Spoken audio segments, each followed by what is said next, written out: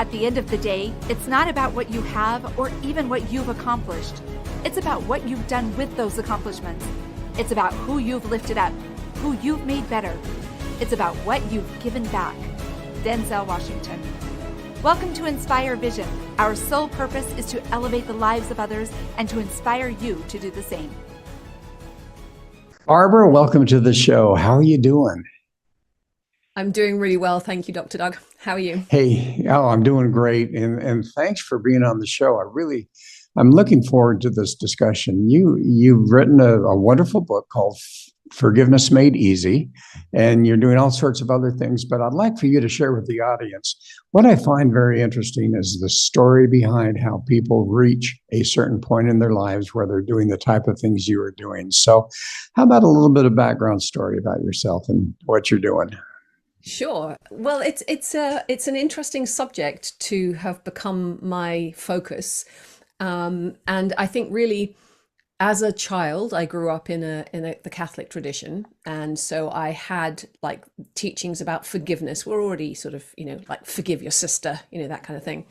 And then I was very interested in personal and spiritual development. And that's really stayed with me for the whole of my adult life, from really the time when I read Jonathan Livingston Seagull. I'm sure you're familiar with that. Oh, yes. Iconic book. And that started me asking deeper questions of life. And then I was just interested I just read lots of the material that was available about personal and spiritual development and well-being. And then I ended up doing some trainings, going on some personal spiritual development training weekends. And there was an organization called the More to Life program who originally came from the States, and they were over in England, and I took some of their trainings. And on the first weekend, they had us look at all the people that we were holding our grievances against.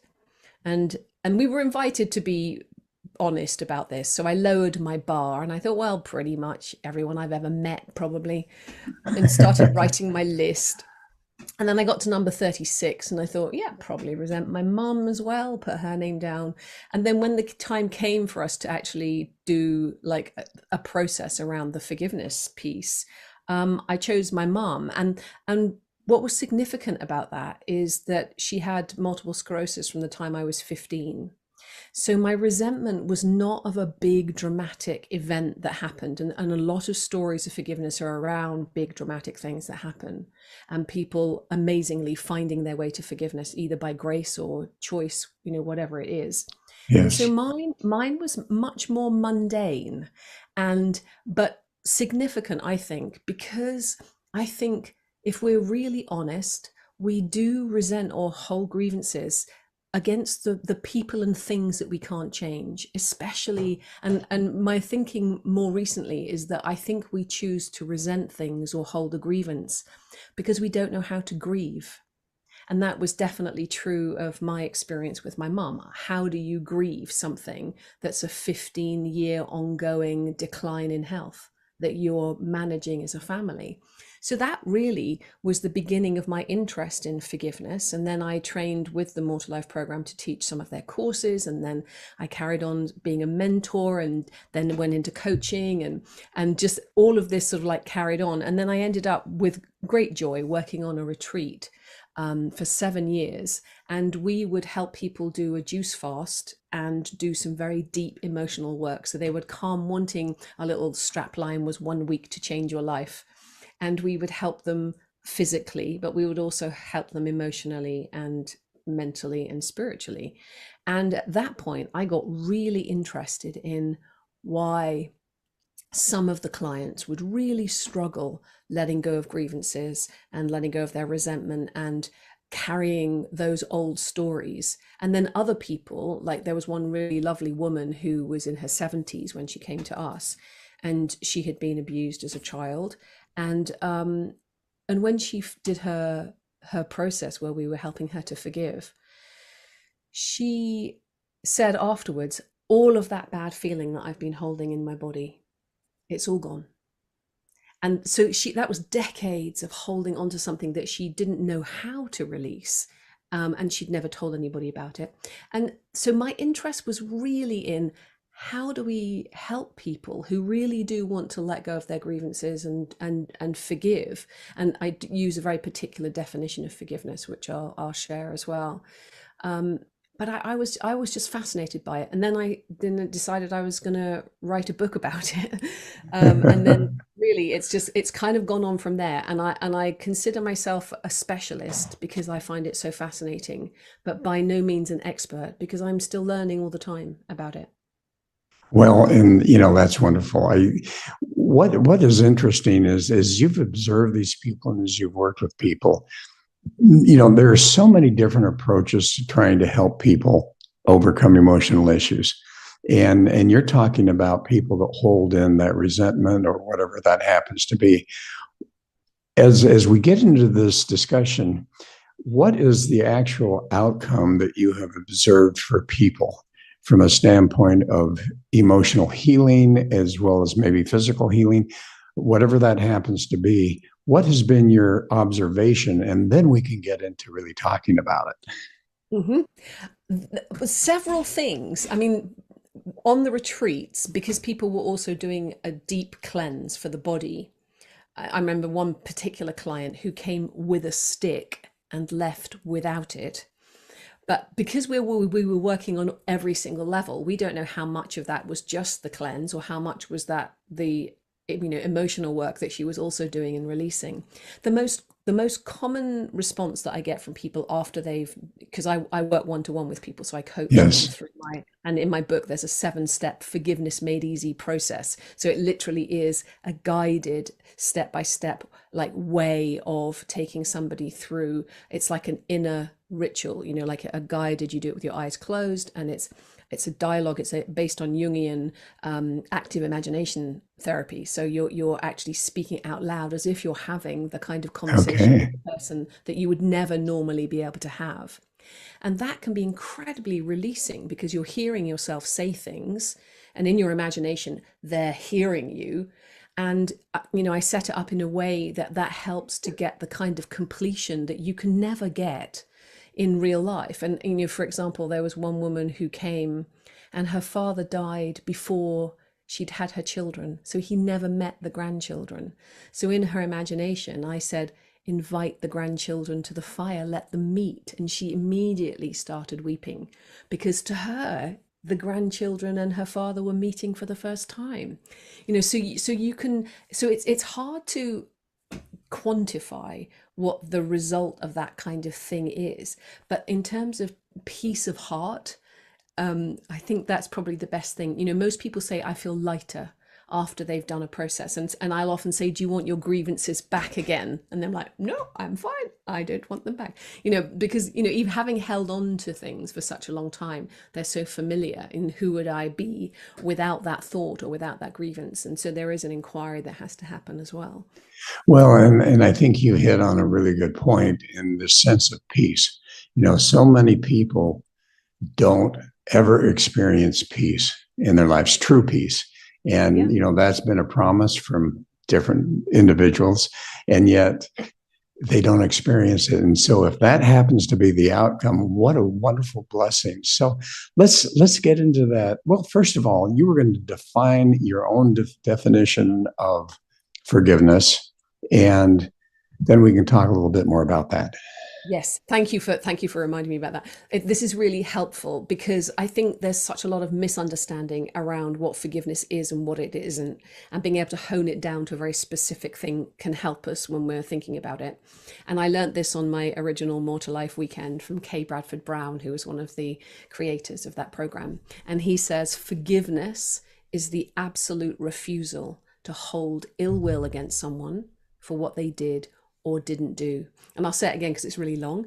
Forgiveness is the absolute refusal to hold ill will or a grievance or grudge against someone for what they did or didn't do. And I like to demonstrate it kind of like using, like, this is sort of the grievances that we gather up in our everyday lives. Okay, and this is going to be on a podcast too. So explain to the audience So what you're doing. I'm gathering up all of the things on my desk, like my pens, my flask, my water, and then the absolute refusal is when you put them back down again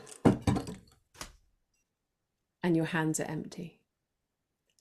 And that helps to kind of express the sort of visceral release of like I am choosing to not hold the ill will. And it doesn't mean that it's easy, and it doesn't mean it's going to happen straight away. And some people have to hold on to their grievances for 20 years or longer before they feel, okay, actually this is starting to hurt my arms.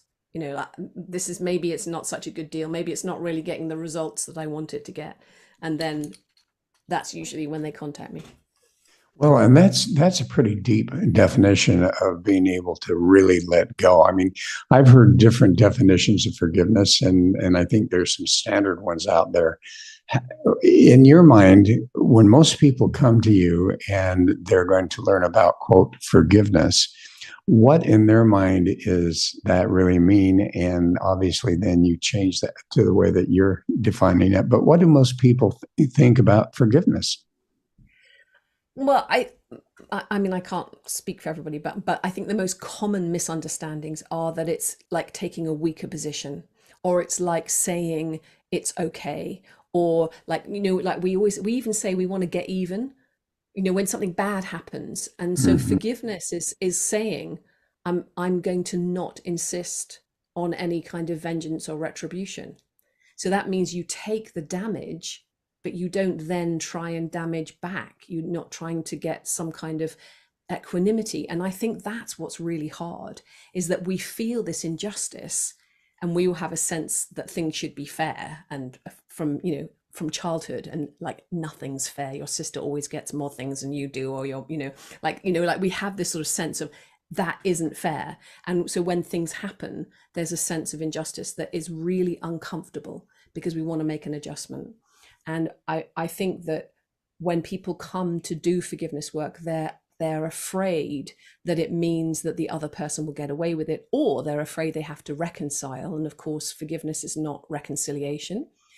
And also, forgiveness is not about not holding boundaries. So you can still take somebody to court, you know, but you don't have to hate them while you're doing it. You can decide this is the end of the marriage, and, you know, I love you, and let's you know, raise the children, but in separate houses. But you don't have to hate the person while you're doing it. I smile. You know what comes to my mind?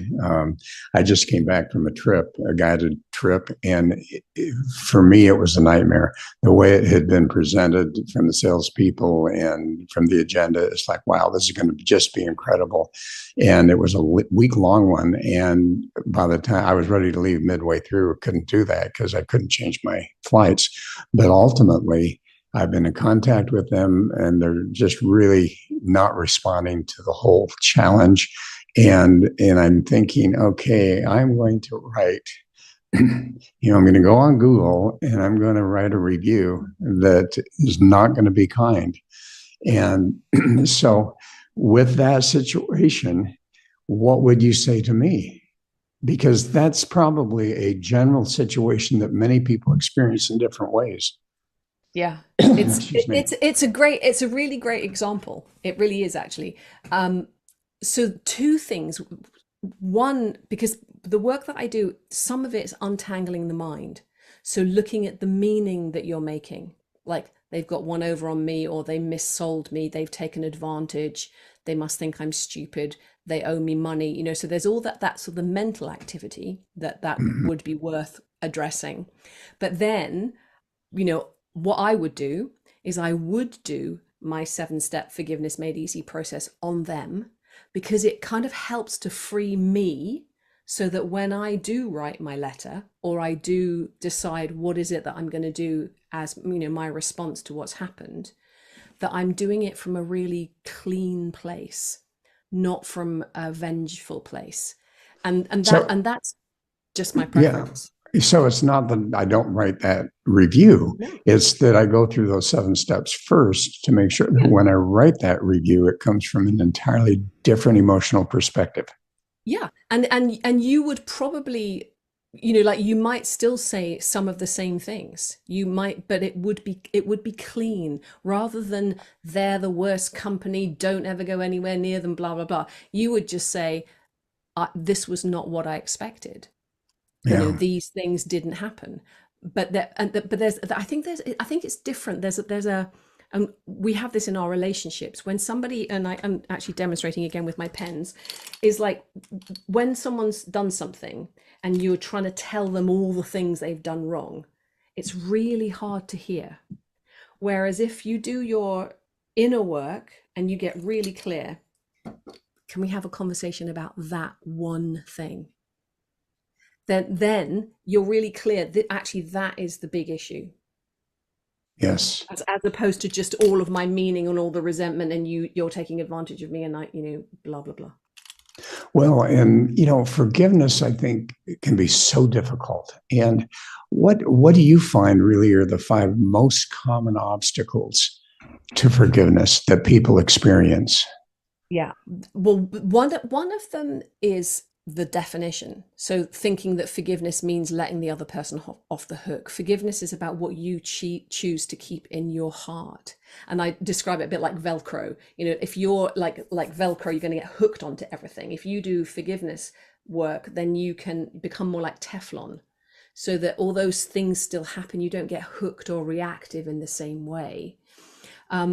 But the five biggest obstacles, so one of them is having a definition that works. Another one is not really realizing that we are resenting somebody in the first place, or that we need to hold on to that we're holding on to a grudge. Often we'll just say, well, no, but they just, they need to be honest about what they're providing. It's like, so we're not looking actually what's going on inside of ourselves. We're projecting it outwards.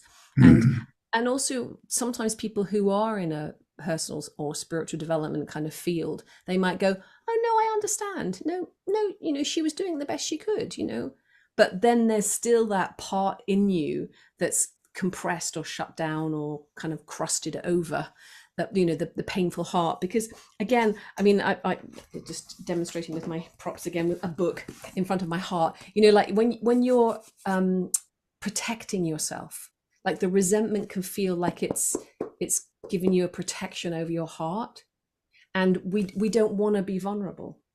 We find it really hard, and one of the main reasons why we hold on to our resentment is because we think it gets us the things that we haven't had, like someone giving us the compassion or the care that we didn't get. And like I said about, I think we hold our resentments because we don't know how to grieve. Especially in the Western culture, we're not very good at death or grieving or anything like that, especially Brits as well. So there's a lot of different things going on. So I think vulnerability is a really big reason why we don't want to forgive, because we don't want to make ourselves vulnerable. But the root of the word vulnerable comes from vulner, which means to be wounded. And of course we are wounded by the things that happen in life, and we have our hearts broken, and challenges happen, and people that we love die. And so the illusion that this is actually a better way to live your life it just means that we've kind of crossed it over the heart, and that we're not really living like engaged. And funnily enough, I had a client recently who came, and the reason she came was because her resentment of her previous husband was leaking into her current relationship. Yes. And that can happen, and not just in our special relationships, but in all our relationships. That's true. So that's number two mistake. What's number three? Number three is the things that we get out of our resentment, which is to do with our ego, because we like the moral high ground. Like you'll have the moral high ground at the moment in your situation because they did you wrong, and there's something quite delicious about that. And having looking down on the other people from your high horse, that there are things that we get from our resentment that are to do with our ego, and some of it is not pretty. And this is the sort of thing that we're not necessarily looking at, that we can hold on to resentment because we're getting like an excuse. Like I can be a victim. I can tell myself, well, I can't really do this thing in life because this happened to me, or these people did me wrong. And we sort of play ourselves down or act smaller because we're giving our power away to the thing that happened. And so so the ego can play games, because always, like, we're always trying to sort of, like, measure, where are we in the social standing. And I think the resentment, the things that we resent, can be part of that. It's like Part of that. putting ourselves down, or aggrandizing. It can be either. Yeah, either way, either way. All right. And Yeah. then number 4 obstacle. Yeah. So the other one is, so this is kind of the flip side of why we hold our resentments. Or, like, there's something we get out of it that we're not aware of. So there are payoffs, there are benefits. The other side is that we're not aware that it costs us anything. Like, we're not thinking, oh yeah, I must do my forgiveness work, I must write a list and free my heart. We're just like, well, it's just my life and I'm just getting on, and they did me wrong and I hate these people and I'm never going to let those people off the hook. And like, we think that that's sort of defining ourselves, without realizing, actually, what's the cost of living with my heart shut down? And, like, the client realizing, actually, the anger is leaking over into my relationship. What about your peace of mind? What about the cortisol levels? And resentment, again, the etymology, I love kind of understanding what's underneath the words, is sentia, which means to feel. So re-feel means that you're feeling all of those feelings again. That, they did that, and we're feeling the feelings over and over and over again. And we're not aware that that has a detriment. And there's some, you probably heard, there's some lovely phrases about holding on to resentment is like taking poison and hoping the other person will die. Or my particular favorite, which is, holding on to resentment is like setting yourself on fire and hoping the other person is bothered by the smoke. They're not even in the vicinity, and you're hoping that your rage will waft over there in a significant way and make them change their minds and apologize and repent. So the downsides, and there are scientific studies that show the impact of grievances over time to the detriment of our health, like high blood pressure or high cortisol levels and heart disease. Well, and if nothing else, the effect that it has in our life of not experiencing that true peace. And that, Yeah. When you're not feeling peace, you're not really experiencing that pure joy, that pure happiness that we all deserve to be able to experience. So let's talk about the book, Forgiveness Made Easy. You said there are 7 steps Yep. that you talk about. Do you mind going through and just briefly talking about each of those steps, and Yeah. how does an individual go through each one of those steps? Yeah. And just to say, because, like, the fifth obstacle is not knowing how, or not having a way of doing it. And that's really why I created the process the way I did. Again, like I said, on the retreat, I was really looking what works, what works, what doesn't work. And I'd also done some training with a woman called Brandon Bays, who does something called the journey, which is, again, an NLP kind of technique. And then also read a lot of Ken Wilber, the American philosopher, and I was interested in his shadow work. And, so I kind of synthesized quite a few things together with some of the teaching from the More to Life program. And so it's the way the steps work are really, it's all in one. It's like one ritual, if you like, of forgiveness. And like I said, sometimes people take 20 years before they think, actually, this is not a good deal, I need to let this go. And the peace in your heart that you're talking about, Doug, is really important, because often when people are on their deathbeds, they're thinking, I really wish I'd cleared that up. So this is kind of like an opportunity to do your work in a safe way. And it's not like restorative justice where you're actually meeting the person, which I think can be quite confronting. This is like practice, and you have the conversation with a person, and that means that you can be doing it whether they're still alive or not, whether they're still in your life or not, because it's just in your imagination. And so the way I guide it, at the beginning of the process, you're just making eye contact with the person. Then you have like a heart to heart. So the second step is a heart to heart. The third step is like a shoe to shoe, where you switch positions. And that's really, really important. So in the second step, the heart to heart, you get to say everything that needs to be said, like the full extent of everything that you may never have said. Like when I was working with my mum, I used to resent her for wearing pop socks. I mean, that's just like a really random, petty little thing, but it's like you just like saying all of the things. So it's like really literally emptying out everything so that you are not holding on to anything. And then it becomes a dialogue where you let the other person reply and you switch shoes. So you then speak as them. So are you doing this? Are you doing this mentally? Are you Out actually loud. doing it verbally out loud? Verbally out So loud. how do people, as we go through each of the steps, I'd love a more in-depth discussion about how do they do that? Well, usually with support. I mean, although the Yes. process it like I've outlined the process in my book, and that there is like a free download of me guiding you through it as part of the book.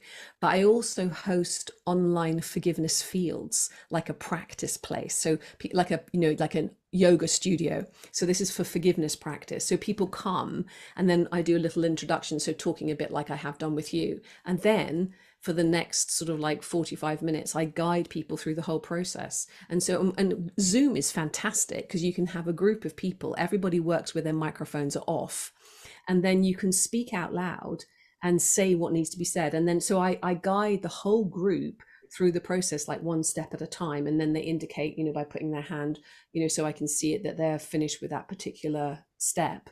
And then we go through together in what I call a forgiveness field. And so that's kind of like how it's done, if you like, is Okay. out And you loud. know what? It's so important for people to realize so many times we try to do things on our own. Mhm. And to be able to have someone to guide us, such as what you're doing, and particularly online, I think that's fantastic. It Yeah, is so important to understand. So, all right, that really helps to understand that yeah, there's actually some guidance that's going on with that. yeah, So that was yeah. step number two. What was step number That three? that that was three, actually. So the first one is Oh, eye to eye. So you're just uh, setting it up and just connecting. Then it's heart to heart. Then it's shoe to shoe.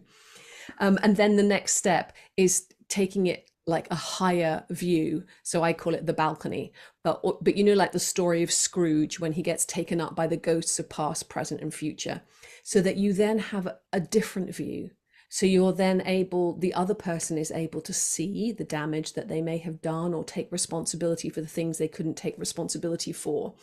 And there's this sense of shifting it out of the kind of personality ego to ego, and you're just taking it to a high level where both of you have a bit more equanimity and a bit more distance, which is, I think that's what life provides us as we get older. We get a bit of yes, distance, but we also need a way. And I'm not saying that my way is the only way. People obviously have to find something that works for them. And I don't, like, whatever works for you is good, but I just got really interested in what are the parts that need to happen. And one of them, like, I was curious, where do people get stuck? And one of them was not being able to say everything you need to say. If people were a little bit withheld, or they just said, oh, I just understand, I know what she's like, I don't need to say it all, they would be the ones who would find it hard when we got to the forgiveness part of the forgiveness process, if you like, because you haven't emptied it all out. It's like, and I often talk about, it's especially if you use a younger version. So if things happen when you're a child, and when I work one-to-one with people, I can do that much more deeply, that there's something that's stuck. And the little you, even though mummy and daddy may have been doing the best thing to send you to that school that's in another neighborhood and you have to lose all your friends, to the little you, that's devastating, and you don't get a choice. And so the opportunity is in the imaginary conversation. The little you gets the opportunity to say, ouch, that didn't work for me. I wish you'd been around more, or I wish you hadn't done that, or like these unaired wishes, because you just have to get on with it when you're a kid. So there's all of that permission. And then, so when you're on the higher realms, if you like, on at the balcony level, you're able to sort of see, oh, okay, well, I can see that's my part, that's their part, and the other person can see the risk, the consequences, because that's the other thing. Often there are very long consequences to things that happen. yes. In our early childhoods, we make decisions, oh, I must never, show my anger to anybody, or and then wonder why we can't set boundaries, like, there are things that need to be undone. Yeah. And so that would be, that's the fourth step Hmm. Okay. is that reach higher. And then the fifth is this sort of, then that's where we do the exchange. So we're looking at what have the payoffs been? Why have I held on to my resentment for so long? What's it costing me? And then sometimes there's that sense of, well, you took those things away from me, or I gave them to you, like things like my self-esteem, or I felt disempowered, or like there's things that might be needing to be restored. And like to do that, what we're talking about, that sense of Right. evenness, and you can do that in your imagination. So you can get back the things that were taken from you, or that you gave up too soon, or claim back the things that you want to claim again, like your power or whatever. And again, the power of the imagination is just astonishing. And and when I'm guiding people, it's almost like I just make it possible, and I'm as undirective as I can be. And they're saying, oh, they've just given me an orb, or like whatever it is, like your imagination makes the medicine for you. Yes. Yes. All right. That's number five. Number That's number six. 5. Number 6 is the actual part where we say some very particular words about forgiveness, where it's like a vow, where you say, I choose to release my ill will, everything that I've held against you. So there's some phrases that I actually say, and the clients, do repeat after me, kind of thing, a bit like a wedding vow. Hmm. But rather than meeting and joining, you're unjoining. So it's like an undoing vow, if you like, and that's what we do. And then the last step, the seventh step, is if there's anything else that needs to be said or cleared up or communicated, and any repair. And often there's if the person's still alive and they're still in your life, it may be that you have a new intention. Like from now on, I'm gonna remember what your limitations are, and I'm going to treat you with kindness, or I'm going to set really clear boundaries. If you phone me up and you're rude to me, every single time I'm going to put the phone down. I'm going to say, speak to me when you're ready to be kind, and put the phone down. Every single time I set the boundary, because that's what's really important. But I'm going to teach you, and I'm going to treat you with love. That's wonderful. And what do you find? There's so many relationships that struggle right now. Um, how do you find that this sense of forgiveness really transforms the quality of relationships? Well, I mean, for me, it's like an essential practice for all relationships, like for your kids, for your friends, your in-laws, your parents, that's why I talk of it as a practice. So I think the other problem, if you like, with the way we think about forgiveness in the world is it's only for heinous things, like really different, like no one's having a conversation about forgiveness in terms of the global picture at the moment, because we're way too involved in that whole situation, that that occasionally you hear somebody saying, I don't want to seek vengeance, not in my name. But the whole, but in our individual lives, my preference, and this is sort of like my vision for the world, is that we each do our forgiveness work. And if you imagine, like, every single person decides, okay, I'm going to write my list. This is what I recommend on my classes. You write your list of all the people that you've held a grievance against, big and small. And you start with some of the easier ones. So, maybe the thing that's happened to you recently, that was sort of like relatively like a contained thing. And Mhm. so you just decide, okay, I'm gonna clear my field. So just like you do a yoga practice, or you take your recycling bins out every now and then, or you go to the hygienist, so you do your forgiveness work as a mental health practice and as a relational practice, because the little grudges and gripes and grievances, they build up in every relationship. you know you don't put the lid on the toothpaste, and I've asked you 15 times to take the bins out, and and we hold all these little grudges, and then we clear it up, and then actually, can we have a conversation about that one thing? It's just, I don't know if you can feel the difference energetically between somebody just trying to just like tell you all the ways that you're wrong, and without wanting to, because we always get defensive when people are criticizing us. And so if you do your forgiveness work in the privacy of your own space, and sometimes I have people work in their cars Mhm. because they want to be able to speak freely, but you do your practice, and then, I mean, the funny thing is, because this has been my practice for 30 years, and obviously I'm an advocate for it, but like there was one time I was going to meet an old childhood friend and we hadn't seen each other for a long time, and she always did better than me at school, and my grandmas would always say, oh, how did Jane do? And I go, oh, she got straight A's again, and so there was a bit of competition. And so I did some forgiveness work before we met, and we had the sweetest time.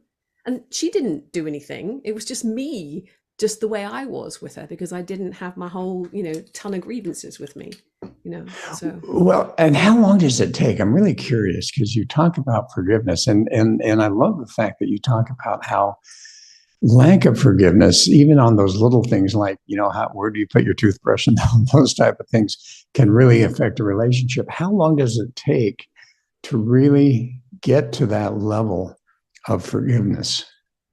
Well, in the practice, so in the master classes that you on Zoom, that's a 90-minute session, and that includes a little bit of preparation and then the process and a little bit of time afterwards to for questions or whatever, if people want to ask something. So, but if there's something very deep and old and you're doing one-to-one work with me, I do a 90-minute session just with you. And one client recently, we did 3 forgiveness sessions on her mum of 90 minutes because there was such a lot of material and such a lot of, challenging experiences that she'd had. Yeah, so it can take time. It can take time Yeah, sometimes. yeah. Oh my goodness. So it really depends on the person. But, for your thing, with the kind of company that, were misleading, that would probably be like 15 minutes, 20 minutes, because there's not that much to say. It's not like a whole history with your mother of, 45 years or whatever. Right. So, and I think that probably the biggest challenge, and you mentioned this at the first, using the sense and word of awareness, becoming aware. And this is why I love having you on the show, because so many people may be experiencing challenges in their life. They're not feeling that sense of peace. They're not feeling that sense of joy. And all of a sudden, listening to what you're talking about can create a sense of awareness for them that, oh, wow, I'm experiencing this, and now maybe this is why. Mm-hmm. Yeah, exactly. And and it really is the key. In fact, I was watching the beginning of a podcast, which I didn't finish watching, where they were saying that the main reason why couples separate is contempt, which is just another good old word for resentment. Yes. And so if you can do your work, you would never just let your bins build up. You just don't. You bag them up and you take them out, and hopefully they get collected or recycled or whatever. You don't just leave it all festering in the house, but we do with our emotional things. And we talk a lot about mental health, but we don't really talk about our emotional health. We mean both, but there's a difference between your thinking and your feeling, and that's really the realm. I like to say that forgiveness is the equivalent of mindfulness. It's for the heart. It's the work of the heart. But you mentioned, these relationships and the resentment that can cause a lot of the divorce and the separation and so forth. But it really takes 2, doesn't it? Because if you have one that's doing this work and the other one that's not willing to do that work, that creates an issue, doesn't it? It can. The thing is, what's wonderful about doing your forgiveness work is it is autonomous, because you're the only heart, like the only chess piece in life that you have any control over is you. So the only heart you can decide, am I going to keep it festering with snakes in it, or I'm going to not? And you can say, I would love you to do your forgiveness work on me, please will you? But that, whether the other person does or doesn't, is like, you have no control over that, but you can decide. And then if they stay full of resentment, and then at that point you then say, I don't think I can continue in this relationship with you. Yes. Obviously there are situations where they should not stay in the relationship, but what you're saying is for those situations to be able to walk away with the sense of forgiveness, makes a big difference. Exactly. I can't as yet find a downside to forgiveness. And that's quite potent. It's like, what are the actual downsides? Because if you still have boundaries and you still know, like what you will and won't accept from the other person, and you're, clear, like what are the downsides of not choosing to hate anyone? I mean, to me that seems like a really smart move. I don't hate anyone. I'm totally in charge of whether or not I hate people. That means I'm free, and it also means I'm powerful because I'm choosing what happens with my heart. Well, and I love that message. So as we close, let me just ask you one more time. You talked about it at the beginning, but let's talk about how people can reach out to you and what you're actually offering to them from your website. Yeah. Well, thank you very much for the opportunity to do that. So there's a few things. So one is my book. That's obviously an easy way in to read more about forgiveness and the 5 obstacles. And then I do host these online forgiveness fields, and I call them forgiveness fields for 2 reasons. One is Charles Eisenstein, the writer, his idea of when we forgive, there's a sort of resonance. There's a field, if you like, and when anybody forgives, it just adds to that. It's almost like a chord of music. It adds to that. And then also there's a beautiful Rumi poem which says, out beyond ideas of right doing and wrongdoing, there's a field. I'll meet you there. And Yes. That's the sense of like we're meeting in like neutral territory, like no man's land, and we can lay down our own arms. We can lay down the weapons that we're holding. We can lay down the shields of our own hearts, because I really believe that our forgiveness is an act of amnesty for the whole of humanity. And if we want to have a world that's more at peace, we have to do the inner work as well. And there's even, I quote a beautiful a guy called William Ury, who's a peace negotiator, and he says, like, if you told me 35 years ago that the secret to peace in the world was inner peace, he said, I would have thought you'd be like naive and like ridiculous. I was focusing on strategies for negotiation. And he says, now I realize that we won't have peace in the world until we have peace in our own hearts. So that's why I invite people to come. And in fact, on Remembrance Sunday, on the 12th of November, I'm doing a forgiveness field, which is dedicated to peace. So you can come and lay down your arms against the people who, like ripped you off. And that would be your pledge to peace. So you pledge your heart to peace by doing you just choose one thing to forgive and just come to the field and do that. And you mentioned you have a download. I do, yes. Then that's from my book. It's like a free download when you get the book as well. Yeah. And you can get the first 2 chapters of my book on my website. And then also I work one-to-one with people via Zoom. So from anybody all over the world, if you've got something deep that you really want to work on with somebody, then I work one-to-one. Okay, and mention the name of the website again. And the website, thank you, is forgivenessmadeeasy.co.uk. So .co.uk. Yeah. All right. .co.uk. Barbara, thank you so much. This has just been fascinating for me as we go through this discussion. This is some insights that I really hadn't thought about from the perspective that you've shared. So thank you so much for sharing with us. Yeah, that's absolutely my pleasure. Thank you for giving me the space, because you can imagine it's quite a controversial subject. So I love being able to speak about it, and I do think it's an idea and a practice whose time has come. Yes, amen to that. And folks, I hope you're listening, and I hope you'll go to that website and and really start to understand a little bit more, because Barbara, as you say, it isn't just the inner peace for ourselves, but potentially the peace for the world. And that is so important. So thank you. And folks, thanks for listening. Hope you'll join us again soon, and have a wonderful week.